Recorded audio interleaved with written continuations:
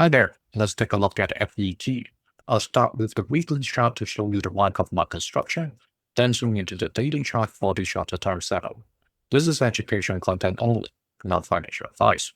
From a Wyckoff perspective, Artificial Superintelligence Alliance is currently in the testing stage of the accumulation cycle, typically range bound. The most important weekly support level is 0.112, the orange line. The major resistance level is the green line of 0.268, but there's one more line in here before it can return to that range top, is 0.184. All right. Weekly volume has slightly declined, but is pretty much around average if we look across the past 2 years. The daily chart over here, we see that it is still within the descending channel, the falling channel. Okay, it's bouncing around the top, but along that descending slope still.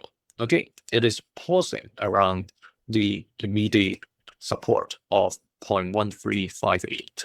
Okay, it's not a key level, but it's one of the levels that we took reference from February.